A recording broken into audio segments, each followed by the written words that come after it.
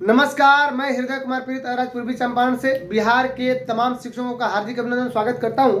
तो आइए हम जिस मुद्दे के लिए यहाँ पे उपस्थित हैं कि क्या बीपीएससी क्वालिफाइड नियोजित शिक्षक को सक्षमता देनी पड़ेगी, सक्षमता क्यों जरूरी है, ट्रांसफर क्यों हो रहा है और सक्षमता कब तक होगी, साथ में क्वालिफाइंग मार्क्स जो लाए हैं वे सब्जेक्टिव भी बहुत सारे हमारे नियोजित शिक्षक लाए होंगे, तो उसमें कैसे होगा, मेरिट लिस्ट क्यों जरूरी है और विभिन्न एजेंसी के साथ मैं कंपैरिजन करके बताऊंगा कि क्या होने वाला है, संविलियन कैसे होगा। तो अगर आप मेरे चैनल को अगर आप YouTube पे देख रहे हैं तो प्लीज़ मेरे चैनल को सब्सक्राइब कीजिए, लाइक कीजिए, शेयर कीजिए, कमेंट कीजिए और अगर फेसबुक पर देख रहे हैं तो अपने दोस्तों को शेयर भी कीजिए और फॉलो भी कीजिए मुझे। चलिए अब आपको बता दूं कि बीपीएससी क्वालिफाइड नियोजित जो शिक्षक हैं हमारे, वो बीपीएससी में क्या हुआ है कि 1 to 5 वाले बहुत सारे शिक्षक हैं जो एग्जाम दिए थे।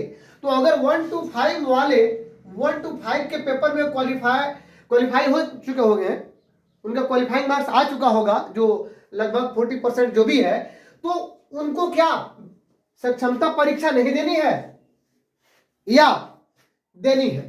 तो मैं सबसे पहले बता दूं कि उनको सक्षमता परीक्षा देनी पड़ेगी। वो चाहे 1 to 5 वाला दिए हो, 6 to 8 वाला दिए हो, 9 या 10 वाला दिए हो, 10+2 वाला दिए हो, सक्षमता परीक्षा उनको देनी पड़ेगी। क्यों देनी पड़ेगी?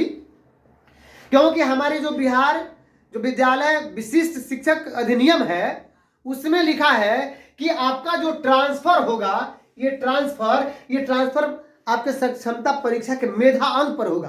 तो मान लीजिए किसी बंधु को 1 to 5 में 68 नंबर आया है और सक्षमता जो एजेंसी, कोई भी परीक्षा एजेंसी जो एजेंसी लेगी, जैसे बीएससीबी हो गया, एससीईआरटी के थ्रू ले लिया जाए या बीपीएससी जो एजेंसी लेगी, उसमें अगर उनको 65 आ गया तब तो ठीक है, लेकिन अगर वहां पे दूसरा जो कंपटीटर है वो 90 ला रहा है तो 90 लाने वाला सक्षमता में अपने जिला में रहेगा और 68 जो बीपीएससी से लाए हैं वे हो सकता है कि उनको अपना जिला नहीं मिले।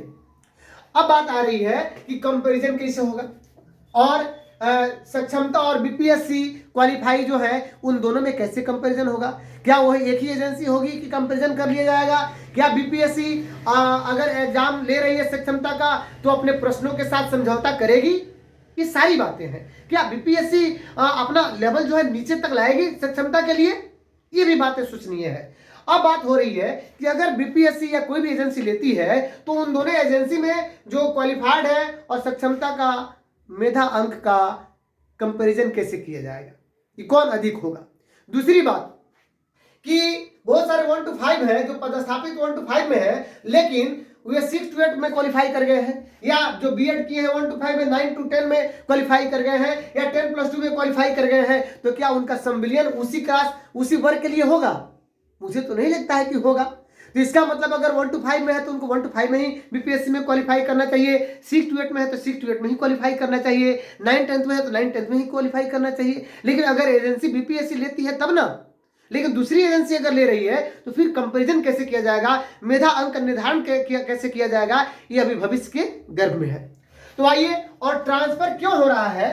तो चूंकि हम सभी को राज्यकर्मी बनाया जा रहा है, चूंकि हमारी एक अलग नियमावली है और जो बिहार राज्य विद्यालय अध्यापक नियमावली 2023 जो बीपीएससी वाले शिक्षकों के लिए है, उनका भी तो ट्रांसफर के लिए 3 जिला है, क्योंकि ये फ्रेश आ रहे हैं तो 3 जिला है, इसीलिए नियोजितों को भी 3 जिला की बात की जा रही है। उनका भी ट्रांसफर मेधा अंक के साथ किया गया है, इसलिए मेधा अंक की बात की जा रही है। और सक्षमता परीक्षा के लिए 3 जो हमारे अवसर जो अटेम्प्ट है, जो एग्जाम जो अटेम्प्ट है, 3 अटेम्प्ट यानी 3 बार में सक्षमता परीक्षा पास कर जानी है। तो चूंकि बीपीएससी से जो आ रहे हैं या आए हैं उनको भी तो 3 ही अटेम्प्ट मिल रहा है नहीं। अब बात आ रही है कि कंपैरिजन जो होगा बीपीएससी और एजेंसी के बीच में, तो मैं बता दिया कि क्या होगा क्या नहीं होगा, भविष्य के गर्भ की बात है।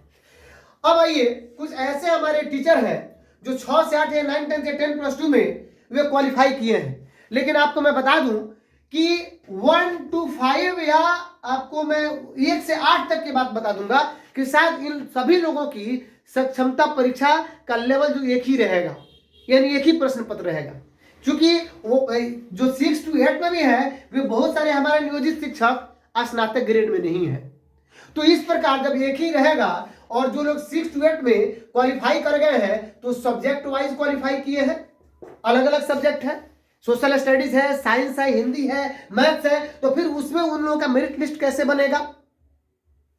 क्योंकि सक्षमता की जॉब एजेंसी जो लेगी, अगर बीएससी भी लेती है तो एक ही तरह का लेगी, उसमें तो सब्जेक्ट वाइज लेगी नहीं।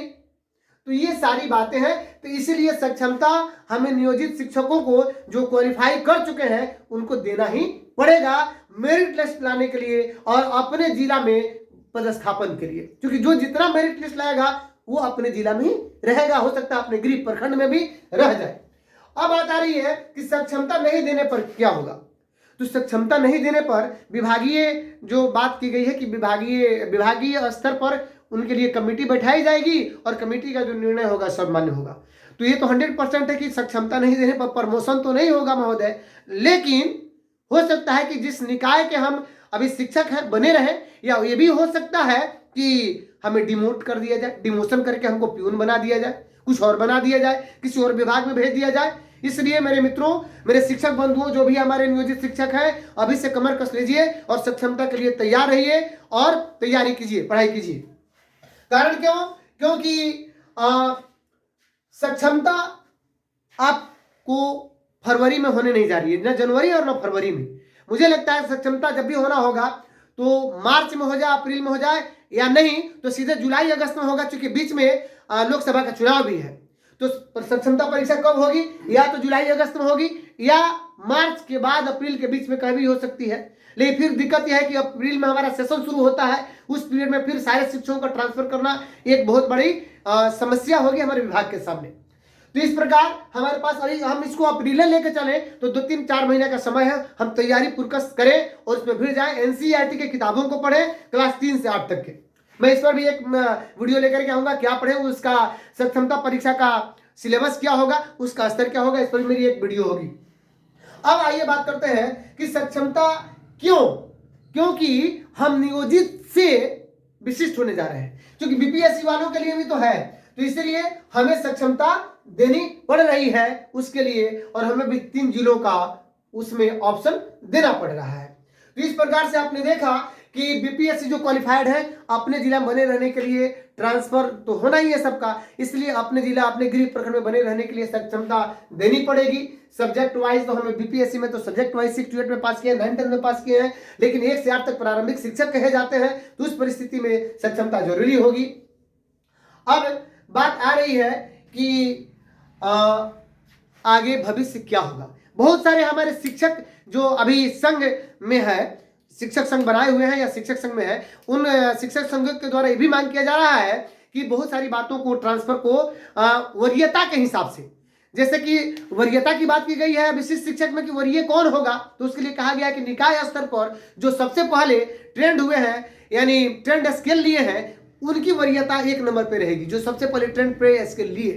तो उसी प्रकार कुछ संघों के द्वारा कहा गया है कि ये होना चाहिए कि जब ट्रांसफर हो तो पी स्केल में जो ट्रेंड सबसे पहले है, ट्रेंड पी स्केल जो पाए हैं, उन्हीं का वरीयता के हिसाब से ट्रांसफर हो। तो चलिए अब जो हो जैसी हो, लेकिन हम आप सभी भी नियमावली से अवगत हैं, तो बहुत सारे भूल भुलैया में नहीं पड़ना है, हम तैयारी करें, सरकार का काम है नियम बनाना। हाँ, ये हानि जरूर हो रही है कि जब भी प्रमोशन की बात आ रही है एक नई नियमावली हमारे पास हमारे सामने रख दिया जा रहा है। जैसे कि नियोजित शिक्षकों को प्रमोशन दिया जाना था 24 ग्रेड पे में, स्नातक में प्रमोशन के लिए हमारे नियोजित जो नियमावली बनी थी उसमें थी, लेकिन नहीं किया गया। 17 साल 18 साल 20 साल बीत गया, और फिर जब हम बनेंगे नियोजित से क्या बनेंगे, विशिष्ट शिक्षक, तो 8 साल इंतजार करना पड़ेगा। और उसमें भी बात है कि रिक्ति रहेगी तभी प्रमोशन होगा। इस विषय पर भी मैं एक वीडियो लेकर के आऊंगा, तो बने रहिए मेरे चैनल पे। अगर यूट्यूब पर देख रहे हैं तो प्लीज मेरे चैनल को सब्सक्राइब कीजिए, लाइक कीजिए, शेयर कीजिए, कमेंट कीजिए। अगर मेरी बातें अच्छी लग रही है, फेसबुक पर देख रहे हैं तो वहां पे भी फॉलो कीजिए और अपने दोस्तों को शेयर कीजिए। मिलते हैं नेक्स्ट वीडियो में, तब तक के लिए थैंक यू।